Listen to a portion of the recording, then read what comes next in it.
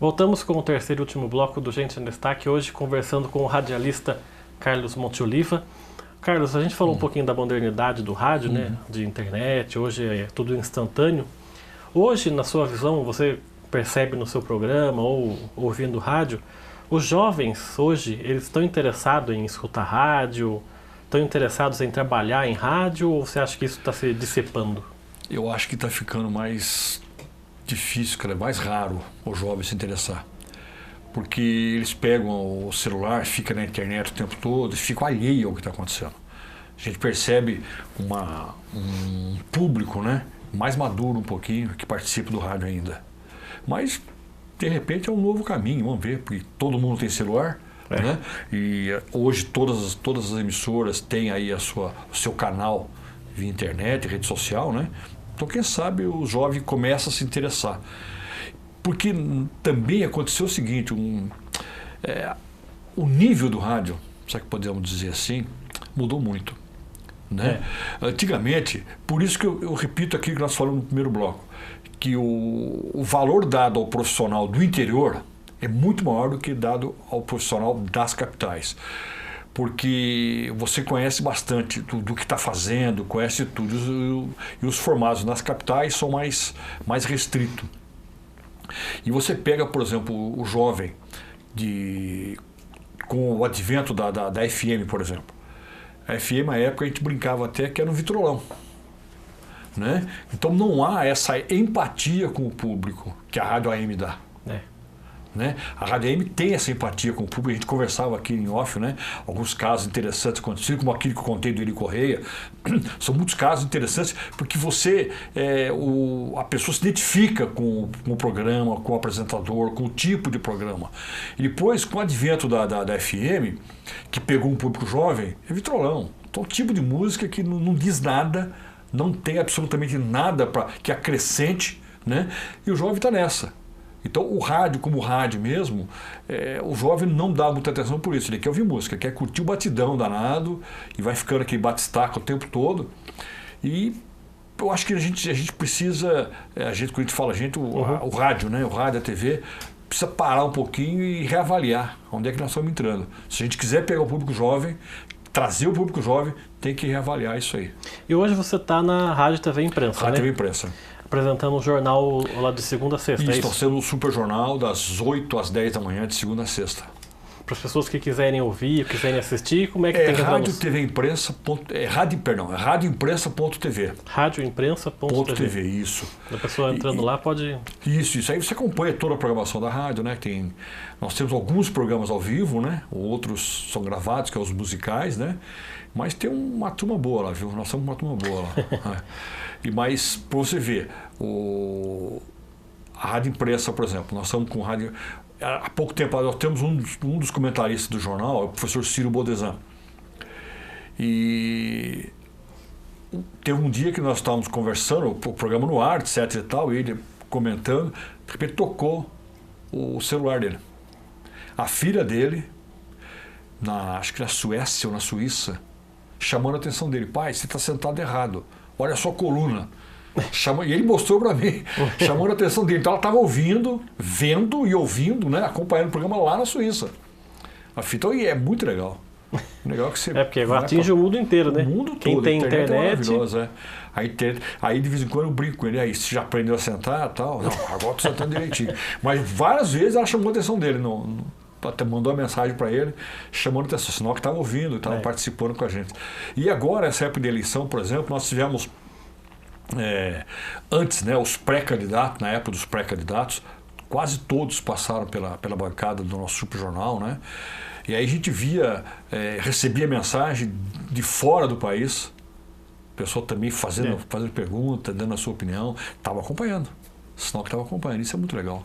Um outro assunto que eu queria falar com você, que envolve também a comunicação, mas também a religião, que você foi católico por muitos anos e faz mais de 20 anos que você se converteu para o espiritismo. Exato. Como é que foi essa conversão? O que fez você mudar de religião? Veja bem, Rodrigo, eu sempre fui um cara curioso.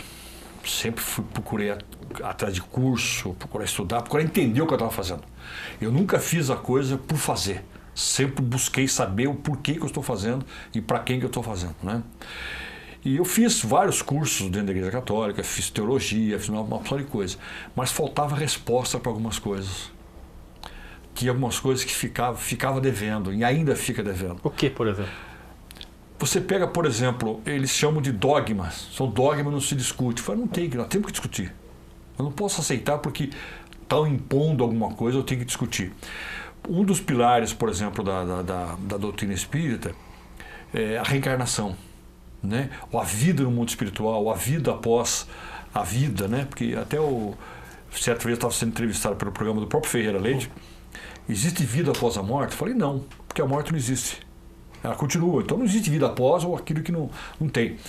E eu me lembro que um amigo nosso, não vou declarar o nome, mas um amigo nosso, estava lembrando e recebendo mensagens porque fazia 20 anos que a esposa tinha morrido. E ele conversando comigo, não debatendo, mas trocando ideias, ele falou que a morte, que não existe vida após a morte, né? Que a Igreja Católica diz que não existe vida após a morte. E eu comentava com ele, bom, faz 20 anos que a sua esposa morreu. E como é que tá? Não, ela tá bem. Ela tá com Deus. Eu falei, tá, vamos raciocinar. Se 20 anos, veja bem, segundo a ciência, né, o máximo 5 anos o corpo fica lá, de repente some tudo, transforma-se em pó, enfim, não tem mais nada lá. Faz 20 que a sua esposa morreu. Você diz que ela está bem. O que está bem? Se o corpo já não existe mais há no mínimo 15 anos. Ela está com Deus, tá? Mas o que está com Deus? Alguma coisa tá. Não, a alma, então daí? Você fala alma e espírito é a mesma coisa. Então, se ela está com Deus, é porque ela continua viva. Concorda comigo? Ah, concordo. Então, se ela está viva, continua viva. Então, esses dogmas que a gente discutia bastante, né? Quando você fala em reencarnação, por exemplo, não, a reencarnação a Igreja Católica não aceita, mas se você for ler, estudar os evangelhos, fala em reencarnação o tempo inteiro. O Antigo Testamento fala em reencarnação o tempo inteiro. Quando Jesus fala, é preciso nascer de novo, não é você jogar um pouco d'água na cabeça da pessoa, é nascer da água, como ele fala, nascer da água, é realmente voltar à vida. Então está claro e evidente. Então são pilares que, infelizmente, à época, a doutrina católica não explicava. Eu fui buscar explicação, buscar sentido para a coisa. E a doutrina espírita ela é racional. E ela propõe o seguinte, não concorde, discute. Vai discutir, discuta e tira a sua conclusão. Né? E ela é muito racional. Então eu optei por isso, por faltar resposta mesmo. E também... para as pessoas que seguem, eu acho que o espiritismo é o que dá um maior colo para o parente na hora da morte da pessoa, né? Ela é consoladora. Você já pensou, você que está nos assistindo, já pensou, um ente querido, vamos colocar aí a mãe, que é um dos entes mais próximos, sua mãe. Sua mãe, você tem um carinho muito grande, você a ama, ela te ama, ela cuida de você, você cuida dela, e de repente ela morre, acabou. Como é que fica? Acabou? Simplesmente acabou? Não, ela continua te amando, ela continua viva, ela continua te amando, e de uma forma mais profunda ainda, porque não está presa no corpo físico. É por isso que muita gente que não era espírita, era qualquer outra religião, ia recorrer ao Chico Xavier para ver se tinha algum recado do parente. Exatamente. Então, veja bem como é complicado. Você não acredita na vida após a morte, mas busca o Chico Xavier por uma mensagem. Se o teu ente querido está dando mensagem, ele continua vivo. Né? Pode falar que está no céu, para nós, né, não existe nem céu nem inferno, são momentos da própria alma, né? Você que sente isso, né? Mas não existe o céu físico, o inferno físico, não existe. Mas se está em algum lugar, alguma coisa está viva, está pulsando nesse lugar. E se a minha mãe está nesse lugar, viva, pulsando, ela deixou de me amar? Ué? Eu deixei de amar? De forma nenhuma. É mais profundo ainda a coisa. É importante, é muito legal. Ela é consoladora mesmo, porque te dá razão para tudo isso. Por que eu sofro? Tem que ter uma razão. Porque muitos vivem na miséria e muitos estão na opulência. Porque muitos são imperfeitos fisicamente e muitos nascem mutilados. Que Deus é esse? Carrasco? Seleciona alguns? Então você não deu certo, foi erro de fabricação? Deu uma deficiência física, vai para um canto. Ou deficiência mental, vai para um canto. Não, para com isso. Deus é justo. É justiça. Né? A gente fala que Deus não é justo, Ele é justiça. E a justiça, por que um filho nasce com problemas físicos ou emocionais, ou enfim, e o outro não? Existe uma razão para isso. Se Deus é bom e é justo, e nós temos a certeza disso, existe uma razão para isso. A razão está realmente em vidas pretéritas.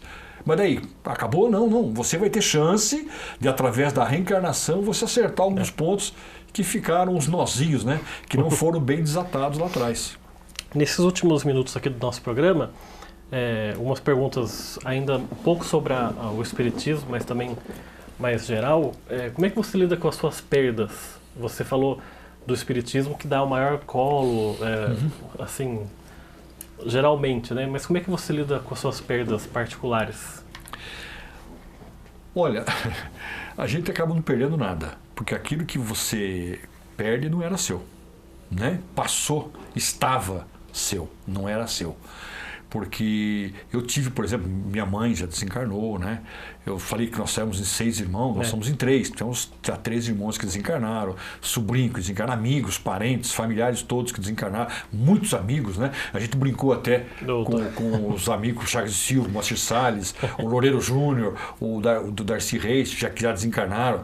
Então, na verdade, não são perdas. Passaram, não estou dizendo no meu caso, passaram pela minha vida, deixaram um pouco, né? E a gente deixa um pouco para deles também, né? Então a perda dentro da doutrina espírita, ela te dá racionalidade. Então não é para desesperar, não é para aceitar porque é masoquista, não, porque existe uma diferença muito grande entre você ter dor e sofrer. A dor, ela é inerente ao ser humano, o sofrimento é opcional. Tem a saudade também. Sim, mas a saudade faz parte da vida. O choro, o luto faz parte da vida. Tenha o luto mesmo, chore, mas não se desespere, porque esse teu ente amado continua vivo. E às vezes muito mais perto de você do que você imagina. Está próximo ao nosso lado. E para a gente encerrar, já que a gente falou em saudade, né? Do que você sente mais saudade na sua vida? Se você repassando sua vida inteira, a infância em Jacareí, seus trabalhos em rádio, do que você sente mais saudade hoje na sua vida? Olha, saudade é uma coisa interessante, né? Só o Brasil, só a língua portuguesa que tem saudade, né? Mas a infância foi muito boa. Pobre, né? Com várias carências, né? Vamos dizer assim, mas foi muito boa. A gente tinha o contato com familiares, com os amigos. O que eu disse, né? O WhatsApp da época, as mães ficavam na porta, você brincava, atravessava a rua, brincando. Se você ia para a escola, eu, por exemplo, vinha da Lúcio Mota para o Carlos Porto, a pé, e voltava a pé sem problema nenhum. Nós tínhamos aí aquelas festas da própria igreja da Imaculada Conceição, né? As festas da padroeira. Tinha muita coisa bonita que hoje está se perdendo. E você tem hoje o pessoal fala assim, nós estamos na era da comunicação. Não. Nós estamos na era da informação, não da comunicação. Infelizmente, da comunicação nós estamos muito longe de se comunicar. Porque você tem aí 5.000 amigos no WhatsApp, mas são amigos? E aqui de você conversar. E hoje, vindo para cá, uma coisa muito legal aconteceu, que eu revi 2 amigos, um de Santa Branca e o outro daqui do bairro do Campo Grande, que eu não via já com uns 15, 20 anos. Aí paramos, a gente se abraça, sabe? E curte realmente essa presença. Isso é amigo, é presença. Os amigos do Facebook, a mesma coisa, não são amigos, são amigos virtuais. Então a saudade desse momento, realmente. Mas tudo é questão de momento, né? Você pergunta sobre saudade, você pode perguntar sobre culpa.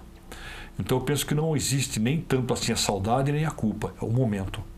A gente faz aquilo que a gente sabia fazer no momento. E tem bons resultados, aí trata-se de saudade, e os resultados não tão bons, que é aprendizado. Tá certo, eu quero agradecer muito a sua presença aqui e muito obrigado pela entrevista. Eu que agradeço, Rodrigo. Um forte abraço a você e a todos aqui da Rádio TV. Olha, ia falar Rádio TV Imprensa, olha traindo aqui, da TV Câmara.